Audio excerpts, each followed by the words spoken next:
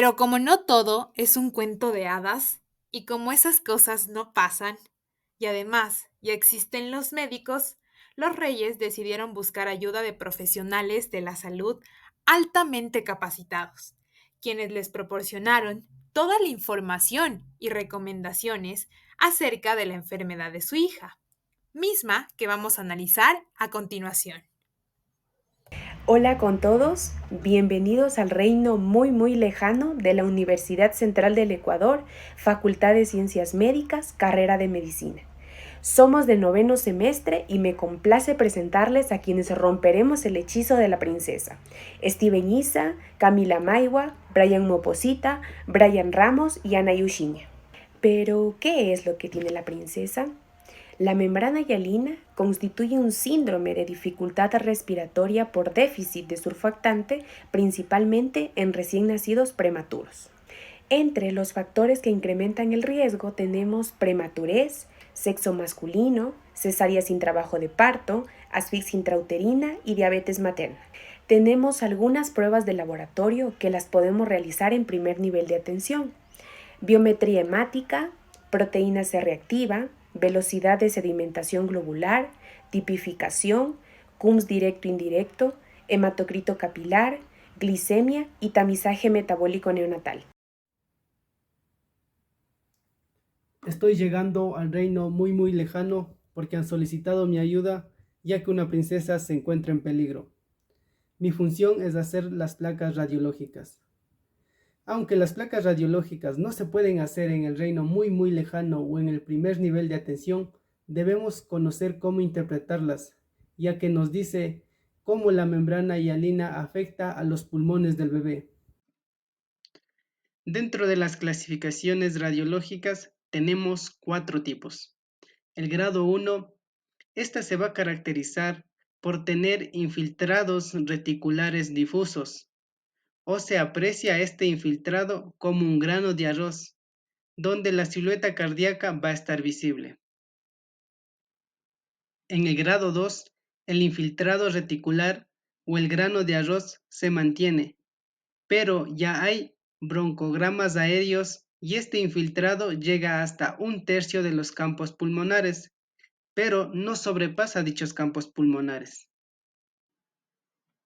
En el grado 3, sigue el infiltrado reticular difuso o el grano de arroz y los broncogramas aéreos se mantienen, pero se ha borrado la silueta cardíaca y este infiltrado llega hasta 2/3 de los campos pulmonares.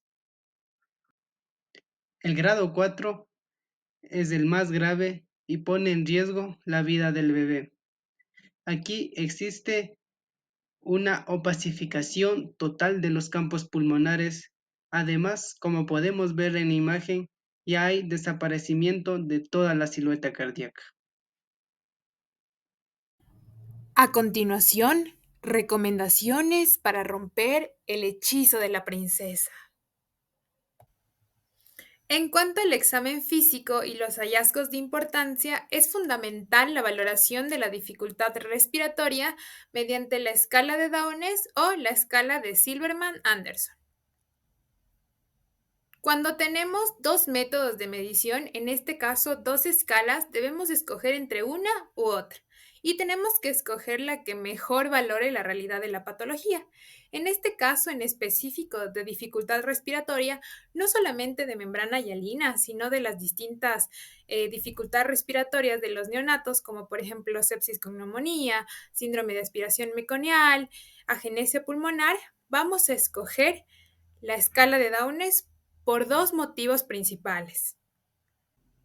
La primera razón de por qué escogemos la escala de Downes es porque esta escala mide mejor la realidad de la patología, ya que valora distintos signos, entre ellos la frecuencia respiratoria y la cianosis central, indicándome que el problema viene de los pulmones y que no está dado por el intercambio que se produce al momento del nacimiento, manifestado como acrocianosis periférica, que es normal. Asimismo, me habla de la entrada de aire, es decir, el murmullo vesicular en los pulmones del recién nacido tiene que ser parecido al tuyo y al mío. Aquí es importante valorar esta realidad. La escala de Downes también valora el quejido expiratorio. El quejido expiratorio es el del problema, es el que me indica que es un problema bajo pulmonar, que también se presenta en los niños con asma. Asimismo, valora las retracciones subcostales o subsifoideas, que me dicen que el bebé está utilizando sus músculos accesorios, que son el diafragma y los músculos intercostales, para poder meter aire, porque los pulmones se están volviendo duros por la falta de membrana hialina que se está formando alrededor de los alvéolos, por la falta de surfactante. Estas retracciones subcostales y subsifoideas me indican gravedad, es decir, que vamos a tener una respiración en sierra, en donde el abdomen se hunde y el tórax se expande. Cada uno de los signos que valora la escala de Downes va a tener una puntuación de 0 al 2 de acuerdo a su gravedad, dándonos como resultado una puntuación final de 1 a 3 si es dificultad respiratoria leve, indicándose oxígeno al 40% con HUD, que es un casco cefálico. En el caso de que tengamos una puntuación de 4 a 6, que es dificultad respiratoria moderada, se indica CPAP, que es presión positiva continua en la vía aérea. Sin embargo, esto no siempre va a estar disponible, por lo tanto se indica AMBU. En el caso de que tengamos una puntuación final mayor o igual a 7, que es dificultad respiratoria severa, se indica ventilación mecánica. Sin embargo, igual que el apartado anterior, en el caso de que no esté disponible, vamos a utilizar AMBU. Esta es la segunda razón por la que escogemos la escala de Downes, ya que esta escala nos indica qué hacer durante el transporte. En cuanto a la escala de Silverman-Anderson, esta escala valora distintos signos como movimientos tóraco-abdominales, tiraje intercostal, retracción sifoidea, aleteo nasal y quejido respiratorio. Signos que por sí solos no me sirven para un correcto diagnóstico. Además, esta escala solo nos proporciona una puntuación final, más no un tratamiento. Continuando con el examen físico y los hallazgos de importancia, es fundamental valorar los signos de dificultad respiratoria, como quejido expiratorio, aleteo nasal, taquipnea, tiraje intercostal y subcostal y cianosis.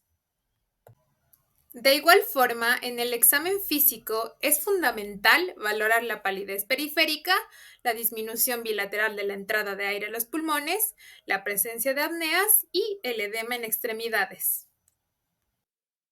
Ahora vamos a revisar los signos de alarma. Recordar que los signos de alarma son un buen predictor para saber que nuestra terapia ha sido efectiva o que por el contrario nuestro paciente ha empeorado. Como primer signo de alarma tenemos que un mal estado general del bebé. El bebé se ve realmente mal. Aquí podemos tener casos con bebés hipotónicos, flácidos, que no succionan, tienen cianosis central y presentan signos de dificultad respiratoria e irritabilidad. Por otro lado, un llenado capilar prolongado nos demuestra que hay una desaturación franca de oxígeno, es decir, hay una hipoperfusión de oxígeno. Y en tercer lugar, un empeoramiento clínico de los signos de base. Es decir, aquí podemos encontrar taquipnea, retracciones costales, aleteo nasal y quejido respiratorio. Otros signos de alarma son la alteración de los gases arteriales. Hay que tener en cuenta que cuadros más graves se pueden presentar con acidosis mixta, hipoxemia y retención del CO2. También un índice de oxigenación mayor a 15 y un espectro radiológico de grado 4 nos demuestran un peor cuadro. Por último, pero no menos importante, debemos tener en cuenta las escalas de Downes y Silverman-Anderson. Recordar que puntuaciones de 7 o mayor a 7 en cualquiera de estas dos escalas nos orientan a que nuestro bebé tiene un peor cuadro clínico. El tratamiento va enfocado a la etapa prenatal, con 5 pasos donde muchos de ellos deben realizarse de forma simultánea.